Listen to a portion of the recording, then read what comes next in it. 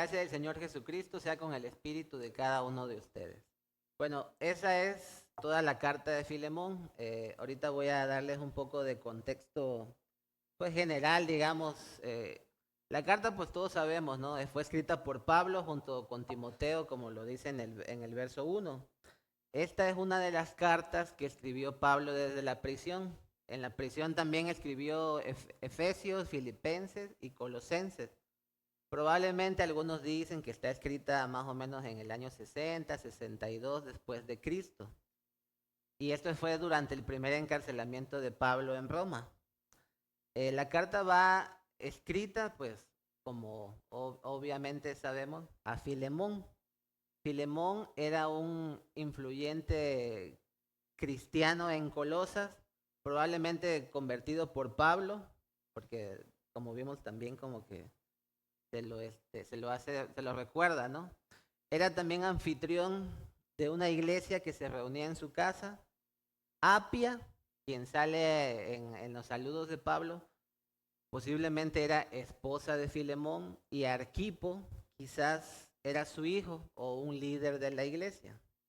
Me van a escuchar, digamos, como decir quizás, a lo mejor, porque en realidad en la Biblia no está. Entonces, hay muchos comentaristas que tratan de llenar los vacíos, ¿no? Pero pues no está escrito. La carta también se dirige a la iglesia en su casa, en la casa de Filemón. Yo por ahí antes cuando estaba estudiando esto había gente que decía, es que esta es una carta muy personal de Pablo. Dice, Pablo nunca se imaginó que esta carta iba a llegar a la Biblia, pero pues como si no hubiera sido inspirada, ¿no? Por el Espíritu Santo. Pero aparte de ser personal, esta carta se dirige a la iglesia en la casa de Filemón, lo que indica que también tenía un propósito, pues, para todos los que estaban reunidos en esa iglesia. El problema era que Onésimo, un esclavo de Filemón, había huido. Ahorita vamos a entrar a algunas teorías de por qué había huido.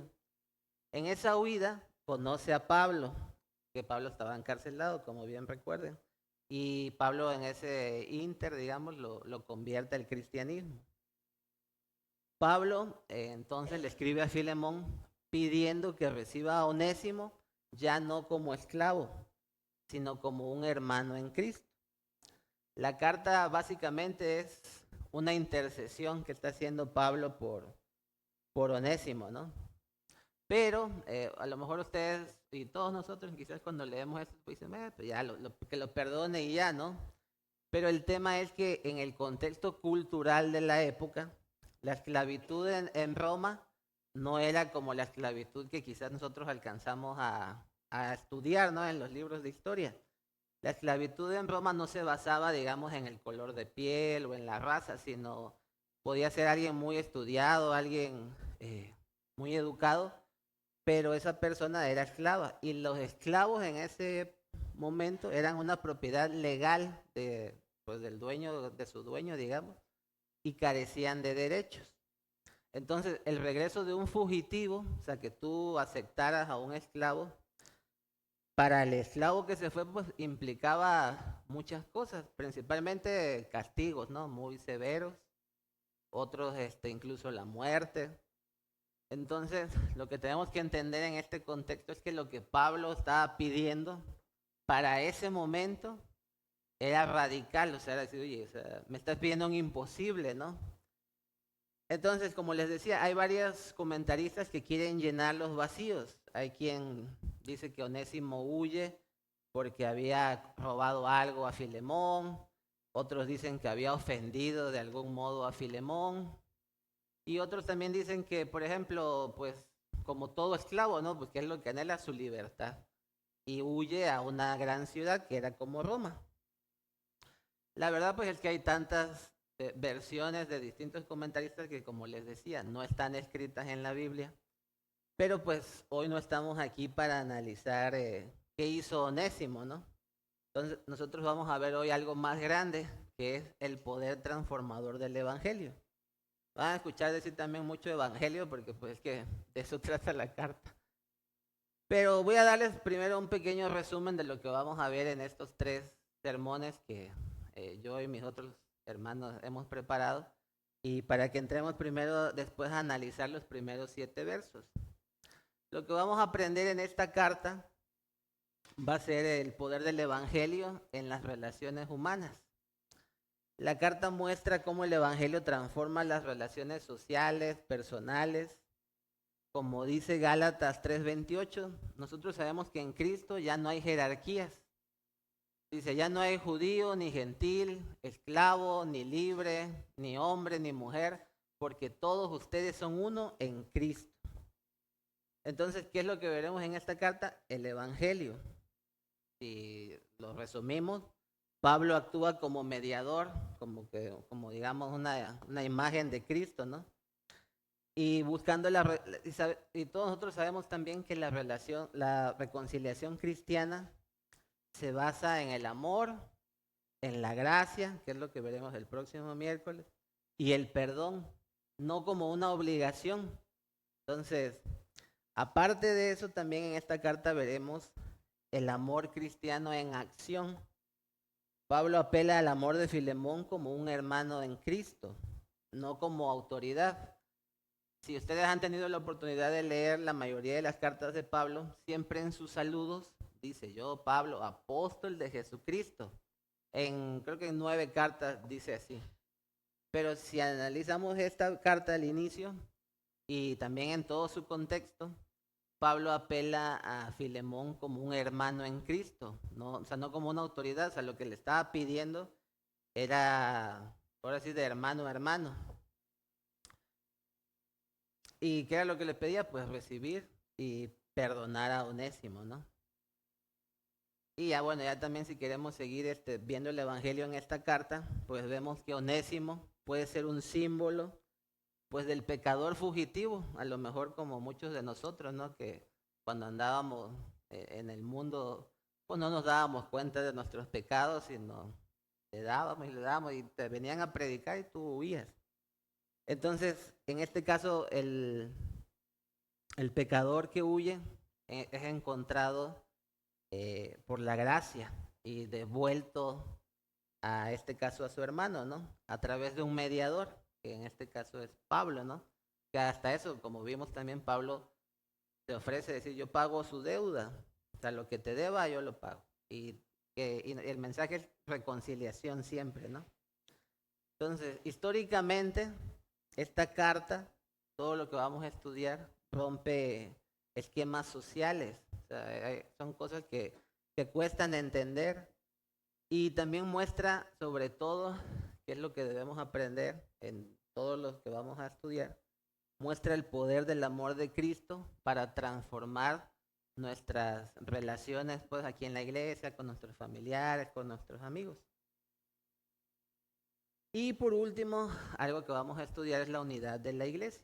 La petición de Pablo, como les decía, pues no fue un asunto privado, o sea, no fue una cosa de que aquí entre nosotros dos nos arreglamos, sino que como dice la carta al inicio, es un testimonio para toda la iglesia que estaba reunida en la casa de Filemón. Bueno, pero ahora ya entremos a los primeros 7 versículos, que es lo que vamos a estudiar hoy. Primera, Timoteo 1, del 1 al 7. Dice, yo Pablo, prisionero, te los leo y ya ustedes lo van leyendo. Yo Pablo, prisionero por predicar la buena noticia acerca de Cristo Jesús, junto con nuestro hermano Timoteo, les escribo esta carta a Filemón, nuestro amado colaborador, a nuestra hermana Apia, a Arquipo, nuestro compañero en la lucha, y a la iglesia que se reúne en tu casa. Que Dios nuestro Padre y el Señor Jesucristo les den gracia y paz. Filemón, siempre le doy gracias a mi Dios cuando oro por ti, porque sigo oyendo de tu fe en el Señor Jesús y de tu amor por todo el pueblo de Dios. Pido a Dios que pongas en práctica la generosidad que proviene de tu fe a medida que comprendes y vives todo lo bueno que tenemos en Cristo. Hermano, tu amor me ha dado mucha alegría y consuelo, porque muchas veces tu bondad reanimó el corazón del pueblo de Dios. Entonces, empecemos. Hoy vamos a ver, digamos, hice algunas como preguntas para que cada quien pues nos vayamos analizando, nos vaya confrontando la palabra. Entonces, empecemos, ¿no? Cuando alguien piensa en nosotros, ¿qué es lo primero que viene a la mente de esa persona? ¿Qué creen ustedes que venga a la mente cuando alguien piensa en ustedes? En el caso de Filemón, para Pablo, digamos, no había duda, ¿no? Lo recordaba como un hombre de una fe sincera y de un amor genuino.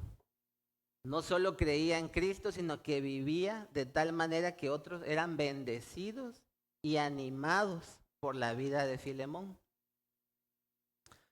En estos primeros versículos de la carta veremos cómo la fe y el amor de Filemón eran visibles, prácticos, edificantes. Y estaré, como les decía, tratando de que meditemos en algunas cosas de ellas y analicemos pues nuestra vida. Como ya vimos, Pablo escribe esta carta desde la cárcel. Por eso se hace llamar a sí mismo prisionero por predicar la buena noticia acerca de Cristo. Aquí algunos comentaristas dicen que, por ejemplo, en esta parte él no lo ve como un castigo, sino como que es su presentación. Pues, o sea, yo estoy aquí encadenado, pero no estoy encadenado porque haya hecho mal, estoy encadenado y orgullosamente encadenado por la causa de Cristo. Por eso es que él dicen que se presenta así. Pero ya después de esa introducción que él nos da, Pablo empieza a describirnos a Filemón. Pablo lo llama amado colaborador, reconociendo su servicio, digamos, en el Evangelio, ¿no? El término que Pablo usa para colaboradores en griego es sunergos. Significa básicamente, pues, compañero de trabajo, que trabajan por el mismo esfuerzo. Pero una cosa interesante es que de este vocablo griego, sunergos, se deriva la palabra sinergia. Sinergia significa acción de dos o más causas cuyo efecto es superior a la suma de los efectos individuales. O sea, eso es una sinergia, ¿no? O sea, lo que podías hacer tú solo, si lo haces en sinergia con alguien más, va a ser mucho más efectivo. Pablo también, cuando habla de él y de Apolos, dice que son colaboradores de Dios. Y eso es algo que debemos estar conscientes nosotros, porque de cierto modo nosotros, bueno, no de cierto modo, nosotros también somos colaboradores en la obra de Dios, porque el Señor nos ha encargado dos cosas principales. Una, compartir el Evangelio. Y segunda, que es la edificación del cuerpo de Cristo, o sea, de su iglesia. Es lo que estamos haciendo ahorita. Y eso es algo que no podemos hacerlo solos. Como Pablo reconoce, y vemos en muchas de sus cartas, Pablo tenía muchos colaboradores, siempre, ya ve que en sus cartas dice le mandan saludos a mis colaboradores que están aquí conmigo, mándale saludos a los otros colaboradores que están por allá. Siempre tenía colaboradores que ayudaban a evangelizar, a edificar el cuerpo de Cristo. Uno de ellos pues era Filemón. Y aquí hay algo interesante, ¿no? Para nosotros. Y como les decía, no quiero que me lo respondan a mí ni nada, sino que lo respondamos todos cada quien y a lo mejor nos los llevemos a casa. Por ejemplo, ¿te consideras a ti mismo un colaborador en el desarrollo y edificación de la iglesia de Cristo? Eso es algo que vale la pena que todos analicemos en nuestra vida. Porque Filemón sí lo era. O sea, como dice el verso 1 y 2, amado colaborador.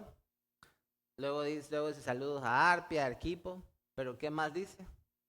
A la iglesia que se reúne en tu casa.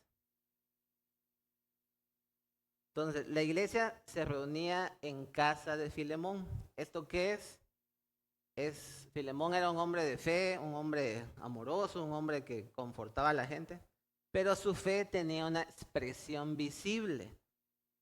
Y aquí quiero, digamos, que recordemos lo que dice Santiago acerca de la fe y las obras, que es Santiago 2, del 17 al 19. Dice, como pueden ver, la fe por sí sola no es suficiente. A menos que produzca buenas acciones, está muerta y es inútil. Ahora bien, alguien podría argumentar, Algunas personas tienen fe, otras buenas acciones, pero yo les digo, ¿cómo me mostrarás tu fe si no haces buenas acciones? Yo les mostraré mi fe con mis buenas acciones. Tú dices tener fe porque crees que hay un solo Dios. Bien hecho. Aún los demonios lo creen y tiemblan aterrorizados. Sabemos, bueno, para que quede claro, sabemos que las obras no salvan, pero una persona que dice ser salvada por Cristo hará buenas obras. Y eso hace que esa fe que dice tener se exprese de manera visible. O sea, todos lo tienen que notar. Entonces, ¿qué podemos aprender hasta ahorita del ejemplo de Filemón? Una, que nuestro hogar, nuestros recursos son de Dios, no son solo para nuestro uso. Y otra, que la fe genuina se refleja en la disposición que tenemos cada uno de nosotros en servir, no solo en tu trabajo, no solo en tu casa, sino aquí, en comunidad, o sea, los vecinos, en donde sea que podamos. Recientemente, como ustedes saben, tuvimos la visita, ¿no?, de nuestros hermanos de Estados Unidos en el evento que llamamos Mensajeros.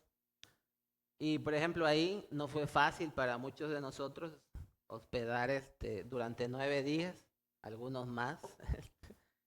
Entonces, eso no fue fácil. Algunos otros hermanos provieron sus carros, algunos otros su tiempo, entre muchas otras cosas. Entonces, digamos, de cierto modo, todo lo que se hizo, el esfuerzo que cada uno de nosotros hizo, tiene un impacto económico. O sea, porque, pues digamos, todo cuesta, ¿no? Pero de todos los que servimos, ¿por qué lo hacemos? Lo hacemos porque estamos aferrados y conscientes de que es el único modo de que el reino de Dios avance. O sea, lo hacemos porque tratamos de ser colaboradores de Dios en su obra. ¿Y a qué es lo que nos aferramos? Pues a las promesas que están en la Biblia, ¿no? ¿Qué dice la Biblia? Que sin saberlo hospedaremos ángeles, que Dios es el dueño de la plata y del oro, que no queremos hacer tesoros en esta tierra, sino en el cielo. Pero pues aquí viene una pregunta que quiero que todos analicemos, ¿no? Con el trabajo que hicimos con mensajeros durante 9 días, ya se acabó el trabajo por hacer aquí, en nuestra colonia. O sea, ya no hay más personas por evangelizar. Podemos decir que toda la colonia Santa Ana y toda la colonia Caminera conocen a Cristo y han rendido su vida a Él. Esa sí la podemos contestar ahorita, ¿no? No, o sea, por supuesto que no. Aún hay mucho por hacer. Pero, digamos, todos estamos conscientes, ¿no?, que aún hay mucho por hacer. Pero ¿y qué hacemos? Vamos a esperar otro año a que vengan nuestros hermanos de Estados Unidos para ir a evangelizar, para acercarnos a nuestros vecinos, para pintar la iglesia, para limpiar el parque, para llevar una palabra al hospital. Como les decía, o sea, lo que voy con esto es, la verdadera fe se refleja en la disposición de servir en la comunidad, o sea, en todo lo que hacemos. Ahora vamos a pasar al verso 4 y 5, que habla del testimonio de amor y fe que da Pablo de Filemón. Dice el verso 4 de Filemón 1. Filemón, siempre le doy gracias a mi Dios cuando oro por ti, porque sigo oyendo de tu fe en el Señor Jesús y de tu amor por todo el pueblo de Dios. Entonces, también como recordatorio, yo sé que aquí todos son muy estudiosos y todos tienen clara la teología de esta iglesia, ¿no? Pero la fe es en el Señor Jesús. Veamos lo que dice Romanos 10:9. Dice, si declaras abiertamente que Jesús es el Señor y crees en tu corazón que Dios lo levantó de los muertos, serás salvo. Ahora quiero que veamos 1 de Timoteo 4, del 1 al 11. porque a donde quiero llegar es que veamos cómo es verdaderamente lo que dice Pablo, que la fe es en el Señor Jesucristo, ¿no? O sea, y ahorita hacemos unas anotaciones, pero bueno. Dice 1 Timoteo 4 del 1 al 11. Ahora bien, el Espíritu Santo nos dice claramente que en los últimos tiempos algunos se apartarán de la fe verdadera. Seguirán espíritus engañosos y enseñanzas que provienen de demonios. Estas personas son hipócritas y mentirosas y tienen muerta la conciencia. Dirán que está mal casarse y que está mal comer determinados alimentos. Pero Dios creó esos alimentos para que los coman con gratitud las personas fieles que conocen la verdad. Ya que todo lo que Dios creó es bueno, no deberíamos rechazar nada, sino recibirlo con gratitud, pues sabemos que se hace aceptable por la palabra de Dios y la oración. Antes de ir al verso 6, si alguno trae su Biblia, en primera de Timoteo dice el subtítulo, un buen siervo de Cristo. En otros dice un buen ministro de Cristo. Pero a lo que voy es que del 6 al 11 de lo que vamos a leer es lo que todos nosotros debemos aspirar a hacer, a enseñar, a predicar, a compartir. Entonces dice el verso 6. Si quieres ponle tu nombre, o sea, no, porque dice Timoteo, no puedes ponerle tu nombre. Dice, Timoteo, si le explicas estas cosas a los hermanos, serás un digno siervo de Cristo Jesús, bien alimentado con el mensaje de fe y la buena enseñanza que has seguido. No pierdas el tiempo discutiendo sobre ideas mundanas y cuentos de viejas. En lugar de eso, entrénate para la sumisión a Dios. El entrenamiento físico es bueno, pero entrenarse en la sumisión a Dios es mucho mejor, porque promete beneficios en esta vida y en la que viene. Esta declaración es digna de confianza y todos deberían aceptarla. Es por eso que trabajamos con esmero y seguimos luchando, porque nuestra esperanza está puesta en el Dios viviente, quien es el Salvador de toda la humanidad y en especial de todos los creyentes. Enseña estas cosas e insiste en que todos las aprendan. Entonces, como vimos, no es solo creer en doctrinas, o sea, no es solo decir yo ya sé esto, es confiar y vivir conforme a Cristo. Pablo, Timoteo, Filemón son ejemplos de estos. Y aquí viene otra pregunta para cada uno de nosotros. Y que pues la palabra nos confronta a cada uno, ¿no? Digamos, ¿podría dar la gente gracias a Dios por nuestra fe? Es algo que debemos de analizar todos nosotros. Entonces, ya vimos que Pablo da gracias a Dios porque sigue oyendo de la fe de Filemón, pero volvemos a lo mismo. ¿Cómo se expresa esa fe?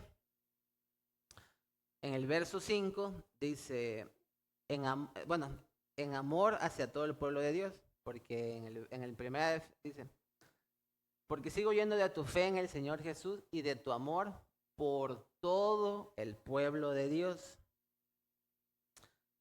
Filemón vive su fe sirviendo y amando a todos. Nuestra fe se demuestra en amor real, sin favoritismos, sin distinciones, sin grupos. Yo, por ejemplo, me acuerdo que en mis primeros años aquí en esta iglesia, pues me pasaba mucho, ¿no? Cuando decía, no, que se enfermó la hermanita tal o se enfermó el hermanito tal. Dice, ¿quién es? O sea, no lo ubico, ¿no? Y también pasa que a veces cuando uno pues está llegando a los primeros, bueno, a mí me pasó años, pero los primeros años a la iglesia, o solo interactúas con tu grupito o no interactúas con nadie. Porque siempre pasa, ¿no? O sea, pero digamos, ¿está mal tener amigos? Pues no, o sea, no está mal tener amigos. Pero aquí lo que nos dice es que el ejemplo de Filemón es que tenemos que expresar nuestra fe en amor a todo el pueblo de Dios. Por ejemplo, a mí otra cosa que me confrontó muchísimo, una vez en las oraciones de varones, el hermano Juan Antonio estaba orando y oró por los hombres y sus familias, pero oró por los hombres y las familias de la gente que ha dejado de venir a esta iglesia. Y yo dije, oye, pues sí, a mí la verdad que eso me dio una gran convicción de pecado, porque digamos, pues yo vengo regularmente a esta iglesia, pues los conozco a todos, eh, pero yo dije, bueno, a veces no veo a alguien y pareciera que no me importara, ¿no? O sea, pareciera como que, bueno, no sé por qué no vino, no sé si está bien, no sé si está mal, no sé si le pasó algo. Digo, a veces sí, ¿no? Que le mandas un mensajito, pero ¿qué pasa? Hay gente, bueno, en otros ejemplos, ¿no? Que ha dejado de venir un mes y ya no los noto. O sea, ya no, o sea, ya no sé ni de dónde están, ya no sé si qué fue de ellos. Entonces, a lo que voy es que debemos aplicar esto que dice aquí Filemón. Debemos preocuparnos y amar a todo el pueblo de Dios. Otra cosa, pues que a veces también me ha pasado, ¿no? Aquí le estoy abriendo mi corazón yo, para que no poner otros ejemplos, ¿no? Yo voy a poner el mío. Cuando a veces, digamos, dicen, mandan peticiones de oración, ¿no? A veces hay gente que yo no conozco o familiares, así que mandan, ¿no? Entonces, ¿qué digo yo? Bueno, sí, ya voy a orar por ellos. Y sí, sí, trato de orar siempre, ¿no? Pero a lo mejor no en ese instante que están pidiendo la petición. Pero a lo que voy es, ¿qué pasa cuando uno de ustedes se enferma, ¿no? Que son mis amigos. ¿Sabes? En ese momento yo cierro mis ojos y oro por ustedes y Señor, sánalo, fortalécelo, ayúdalo, o sea, cualquier cosa que les esté pasando, ¿no? Pero a lo que quiero llegar es que el Señor nos ayude y nos dé amor por todo su pueblo, principalmente por los que estamos aquí, que podamos tratarnos con amor, con paciencia, con amabilidad, vivir en paz y demostrando el amor de Cristo. Porque yo creo que todos se saben esta parte de la Biblia, ¿no? ¿Qué dice la Biblia?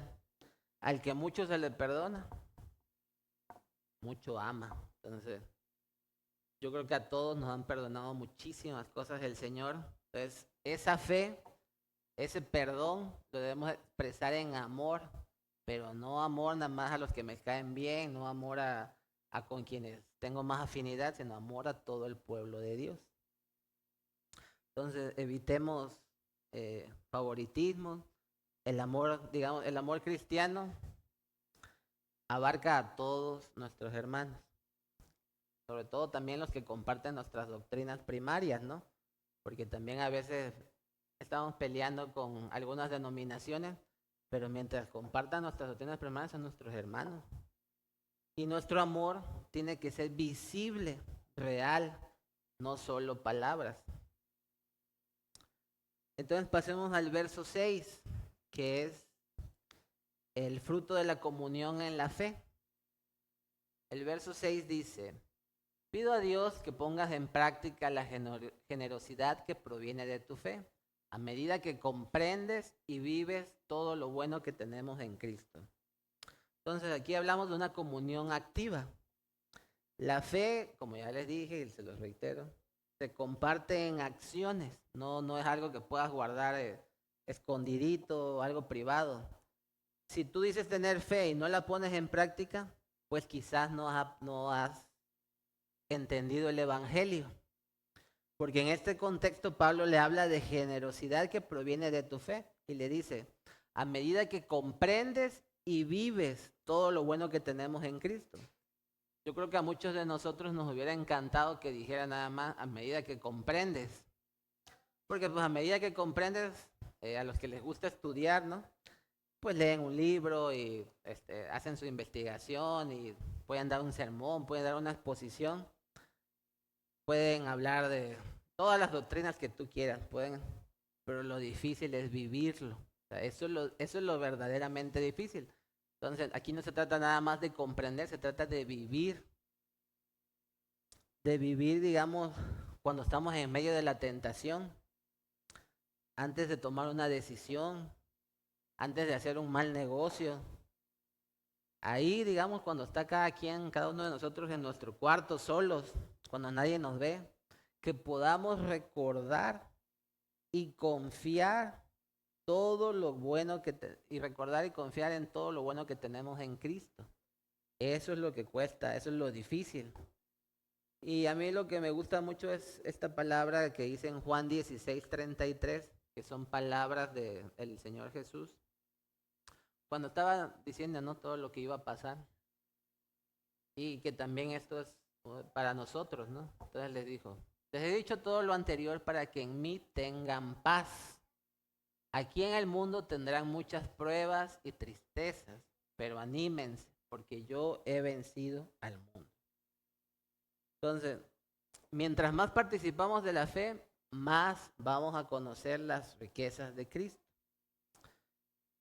Hace poco en el programa, durante la semana de mensajeros, me tocó compartir un poco sobre la unidad del Espíritu. Y lo que quiero que leamos es Hechos 2:42 del 42 al 47. Si también se fijan, algunos que traen Biblia, hay un subtítulo que dice, los creyentes forman una comunidad.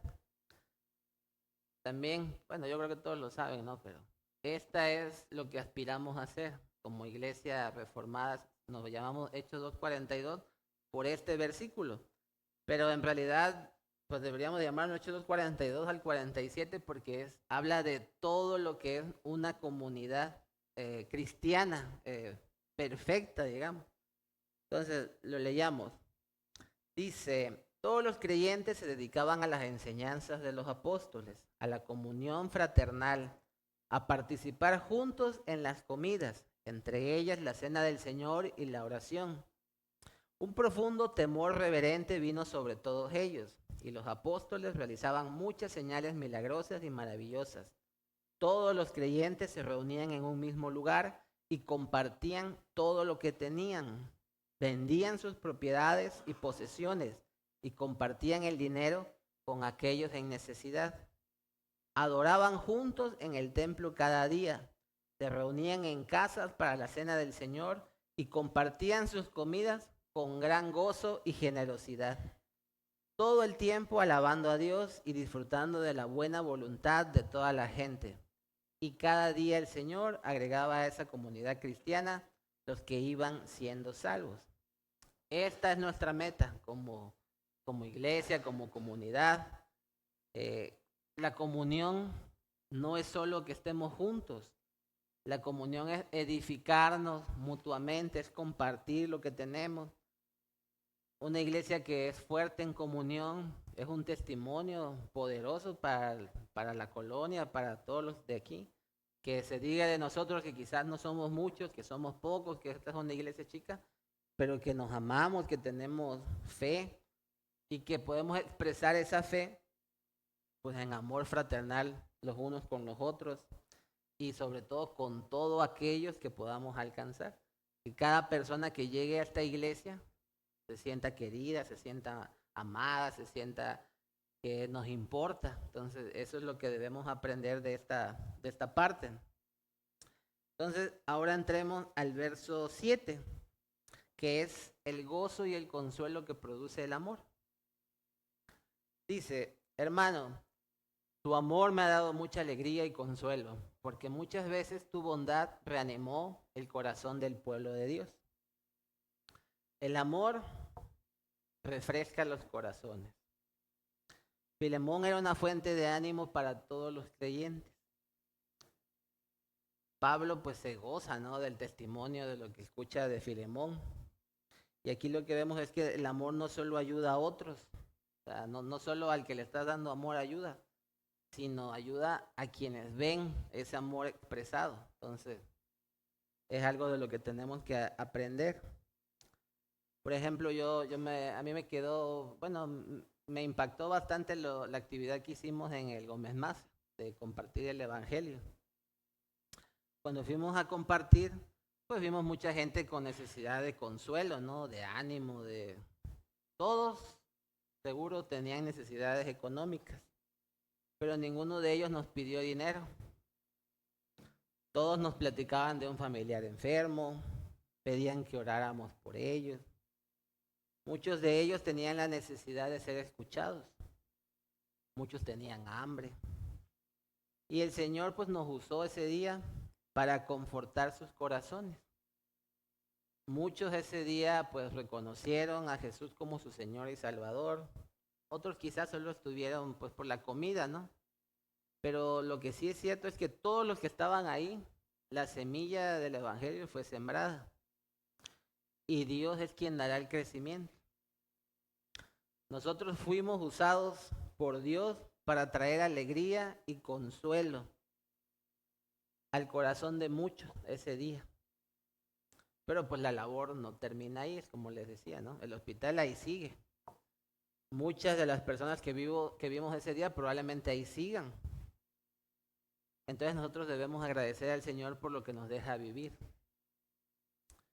Y pedir también para que el Señor nos siga usando para reanimar el corazón del pueblo de Dios. Entonces, porque dice, la fe y el amor, o sea, si tú dices que has sido salvado y regenerado por Cristo, eso se va a reflejar en que tu fe, tu amor, refrescan, animan, no agotan. O sea, nuestro amor puede ser el medio por el cual Dios fortalezca a alguien que está cansado. La fe verdadera, la fe regalada por medio de Cristo Jesús, produce un amor visible. O sea, yo te puedo decir, no, te amo. Pero pues, si ese amor no es intencional o no hago nada por ti, pues tú vas a decir, no, no me ama, ¿no? El amor y la fe se alimentan mutuamente. Mientras más conocemos a Cristo en su palabra, más amamos. Y mientras más amamos, más crecemos en fe. La vida de Filemón nos recuerda que la fe en Cristo no es invisible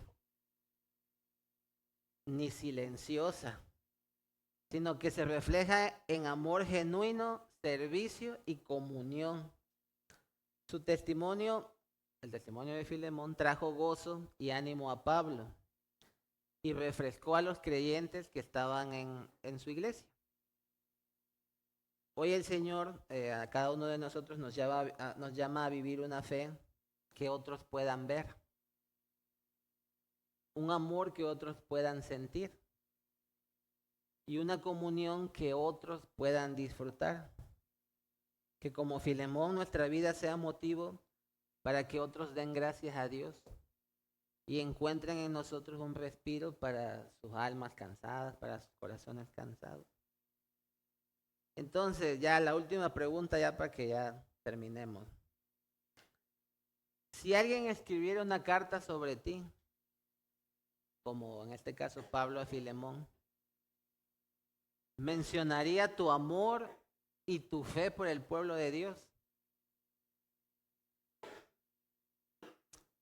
Eso es algo que nos queda de tarea a cada uno para que lo analicemos. Y si no lo tenemos, oremos, pidámosle al Señor.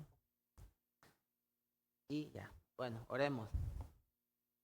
Amado Dios, Padre, te damos muchas gracias por habernos permitido aprender de tu palabra, Señor. Te pedimos, Señor, que pues nos transformes, Padre, que nos des más amor, que nos des más paciencia, que nos des más mansedumbre los unos con los otros. Ayúdanos, Padre, a reflejar el amor que tú nos has dado, el perdón que tú nos has dado, Señor. Ayúdanos a que podamos expresar una fe visible, Señor. Ayúdanos a que amemos a todo el pueblo de Dios, Señor, no solo a quienes nos caen bien, Padre. Perdónanos cuando lo hemos hecho mal, Señor. Perdónanos cuando hemos discriminado a algunos hermanos, Señor. Ayúdanos, danos amor, danos fuerza, danos valentía, Señor, para conocernos más, para amarnos más, para tratarnos más, Señor. Y sobre todo, Padre, para conocerte a ti más. Permítenos, Señor, que en comunidad que juntos, en fraternidad, podamos conocerte más, aprender más de ti, que nuestra fe crezca. Y ayúdanos, Padre, también a que podamos expresar ese amor, esa salvación, esa fe que tenemos en ti con otros, principalmente con los de casa, principalmente con nuestros hermanos que están aquí, pero también, Padre, a donde quiera que tú nos pongas, a donde quiera que tú nos lleves, ya sea en el trabajo, ya sea en el parque, ya sea en el hospital, ya sea en nuestras casas, Señor. Todos tenemos aquí familiares, amigos que no han sido alcanzados por tu evangelio, Señor. Ayúdanos a compartir de ese amor y que cada una de las personas que nos conozcan pueda verte a ti reflejado en nuestras vidas, Señor. Ayúdanos, Padre, a mostrar ese amor, esa fe en cada una de las cosas que hagamos. Ayúdanos a seguir participando en esta iglesia, ayúdanos a seguir teniendo comunión unos con otros, Padre. Y te pedimos, Padre, también en esta última oración por el pastor Jorge, te pedimos por su vida, te pedimos por su familia, te pedimos que lo cuides, que lo guardes en todo este viaje que va a hacer, Señor. Te agradecemos por su vida y te pedimos también, Padre, que le des sabiduría, que le des fortaleza, que lo ayudes en las decisiones que tiene que tomar, Señor. Guíalo tú y sabemos que es un siervo tuyo, Señor. Te pedimos también por Pau, por las niñas, que también ellas puedan estar pues confortadas en tu palabra, Señor, que podamos también aplicar lo que hemos aprendido hoy en estar pendientes de ellos, Señor. Guíanos, Padre, bendícelas, guárdalas y bendice a cada uno de mis hermanos que está acá, bendice a quienes no pudieron venir, Señor, y ayúdanos, Señor, a que podamos regresar con bien a casa. En el nombre de tu Hijo Jesucristo, amén y amén.